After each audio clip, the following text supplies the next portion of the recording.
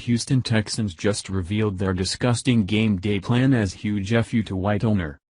Houston Texans players are now planning to protest as a unit before Sunday's game against the Seattle Seahawks in the wake of team owner Bob McNair's controversial "inmates running the prison" comment instead of saying "inmates running the asylum." The comment was made during an NFL owners meeting in New York earlier this month. It referred to ongoing player demonstrations during the national anthem. The comment was made public in the extreme left-leaning ESPN The Magazine story published Friday that looked in depth at what went on during the October 17 meeting of select NFL owners, players and union leaders, and the full owners meetings the following day at which McNair made the comment. McNair did, of course, apologize for his comment on Friday and again on Saturday, where he said, "I am truly sorry to the players for how this has impacted them and the perception that it has created of me, which could not be further from the truth." SB Nation reports. Texans Bob McNair apologizes for saying NFL can't have inmates running the prison. Seth Wickersham and Don Van Natta Jr. of ESPN pulled back the curtain and provided an in-depth look at the recent NFL meetings between owners and players to discuss protests during the national anthem. The most high-raising quote in the article came from Houston Texans owner Bob McNair, who reportedly derailed a discussion when he told other NFL owners that they can't have the inmates running the prison. The comment came during a meeting that didn't include current players. But McNair's words reportedly offended NFL executive and former player Troy Vincent. Via ESPN.com. After the owners finished, Troy Vincent stood up.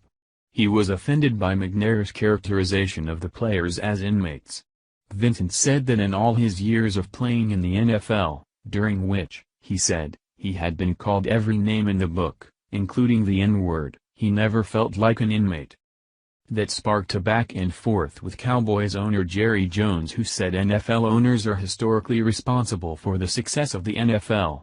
However, McNair later pulled Vincent aside to apologize for the comment and then released a statement Friday after his words were made public in ESPN's report.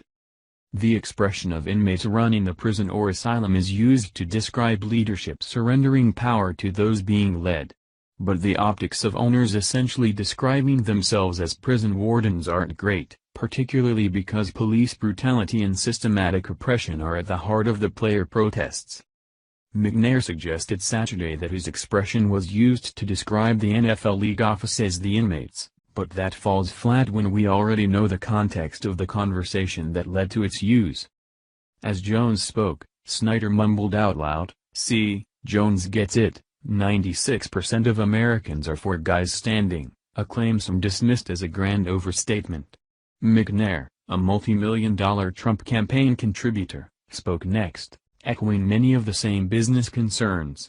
"We can't have the inmates running the prison," McNair said. Despite McNair's claims that the expression wasn't used to describe players, it's hard to read the context any other way. And even if McNair apologized, the comment only serves to validate what many already perceive the thoughts and beliefs of NFL owners to be. That includes Seahawks cornerback Richard Sherman, 49ers safety, linebacker Eric Reed, and other players who commented about McNair. Athletes in other sports spoke out, too. NBA forward Draymond Green called what McNair said unacceptable. The comments also had a ripple effect in Houston, with players on the Texans so offended that they considered walking out of practice Friday. Wide receiver DeAndre Hopkins did skip the practice. While many of the owners thought the meetings were a strong effort to move forward, some players weren't as impressed.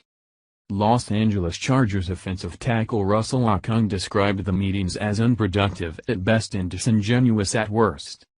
That's not surprising after the ESPN article characterized most of the owners' concerns as squarely on business, ratings, and sponsorships, and seemed to show the group as dismissive of the concerns of racial inequality that prompted protests in the first place.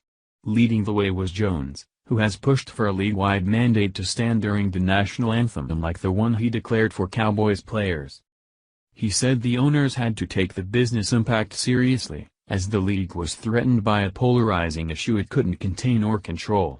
To some in the room, It was clear Jones was trying to build momentum for an anthem mandate resolution, and in the words of one owner, he brought up a lot of fair points. Jones believed he was one of the few showing any urgency on the matter and seemed to be more frustrated that not everybody was listening than he was passionate about the mandate. It also didn't help that others' attempts to listen to players' concerns were awkward and/or tone-deaf. Bills owner Terry Pegula complimented Anquan Boldin for his message about police brutality, but called the receiver ant. He also said the NFL could use a spokesperson like Boldin on social issues because it couldn't be white owner but needs to be someone who's black. Not all owners were unsympathetic. 49ers owner Jed York and Eagles owner Jeffrey Lurie have been supportive of players' right to kneel, and only 9 owners were in favor of a mandate. Commissioner Roger Goodell was also in the corner of players and surprisingly opposed Jones for much of the meetings, creating an interesting stage for a future power struggle. Next week, the owners will again meet with players, and this time it's expected to include former 49ers quarterback Colin Kaepernick, the player at the core of the protests during the national anthem. It's a chance for owners and players to take a step forward, but the ESPN article further illuminates that the gulf between the two sides isn't close to being bridged. Of course, because these spoiled players won't just walk out of their jobs where they make an average salary of $2.2 million a season, they initially stated they would remove the Houston Texans decals from their helmets in protest.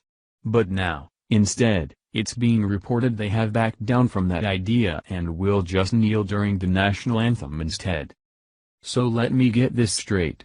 These spoiled ball tossers have an issue with something their team owner says in a private meeting, so they go back to disrespecting the nation who made these illiterates rich beyond belief? Really? Since you players are so principled, why don't you put your money where your mouth is and walk out of the game altogether? That would really make a statement, and it would stop people from thinking you are all a bunch of money-grabbing spoiled brats throwing a temper tantrum.